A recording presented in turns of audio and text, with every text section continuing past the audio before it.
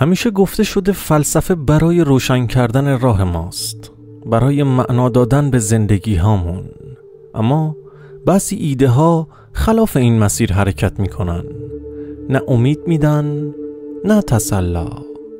فقط حقیقتی رو نشون میدن که تحملش سخته. این ایده ها معمولاً از دل شکست زاییده میشن. نه شکست فردی، بلکه شکست در تلاش برای معنا پیدا کردن. ایده هایی که نمیخوان زندگی رو نجات بدن، بلکه میگن شاید اصلاً چیزی برای نجات وجود نداشته باشه. یکی از این ایده های خطرناک اینه که شاید آگاهی بزرگترین اشتباه تکامل بوده. فکر کن حیوانات رنج میکشن اما نمیدونن چرا. ما رنج میکشیم ولی از اون آگاهیم. این آگاهی، همین لحظه، همین پرسش هایی که توی ذهنت میچرخه باعث میشن رنج عمیق‌تر و فرساینده تر بشه. چرا به دنیا اومدیم؟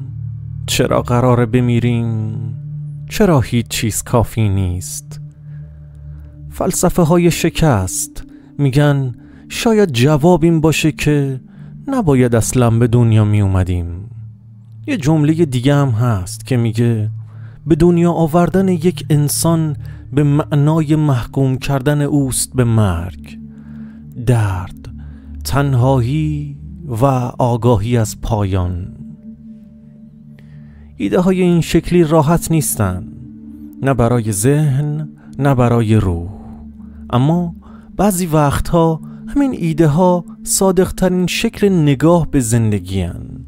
اونا نمیگن که زندگی بده یا باید تمومش کرد، بلکه میگن اگه قرار ادامه بدی بدون که داری توی یک جهان بیرحم، بی‌معنا و خالی از نجات زندگی میکنی، با چشمهای باز نه با امید الکی.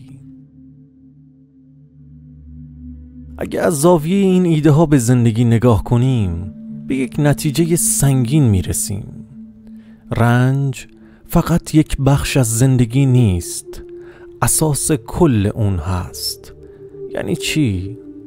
یعنی همه چیز، میل، امید، عشق، تلاش، تو خودشون یه جور درد پنهان دارن. هر چیزی که میخوای دقیقاً همون چیزیه که قراره یه روزی از دستش بدی. هر چیزی که بهش دل میبندی یه روزی یا تموم میشه یا تو ازش دلزده و دل سرد میشی. این نگاه به شدت با فلسفه های مرسوم فرق داره. خیلی از مکتب ها تلاش میکنن با معنا بخشیدن به رنج تحملش رو کمی آسونتر کنن. مثلا بگن رنج ها تو رو قوی تر میکنن، یا رنج لازمه تا زیبایی رو درک کنی. اما فلسفه شکست یک چیز دیگه میگه شاید کل این تلاش ها فقط یک نوع دفاع روانیه. شاید حقیقت اینه که رنج واقعاً بیفایده است و اصرار ما به معنادهی به اون فقط یک جور انکار واقعیته. یکی از پیشگام‌های تفکر توی این فلسفه میگه زندگی نوسانی است بین درد و کسالت. وقتی چیزی رو نداری رنج میکشی و وقتی به دستش میاری حوصلت از اون سر میره. از نظر اون میل ریشه تمام رنج هاست.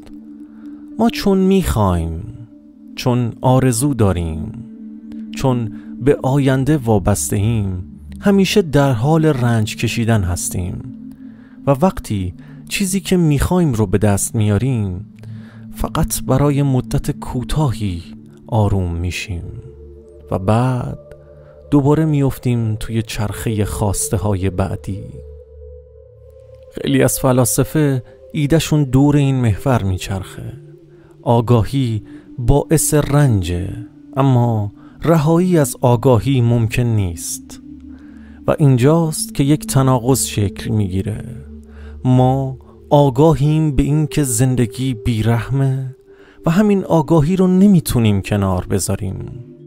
نمیشه فرار کرد، نمیشه تسکین واقعی رو پیدا کرد. فقط میشه دید و فقط میشه فهمید.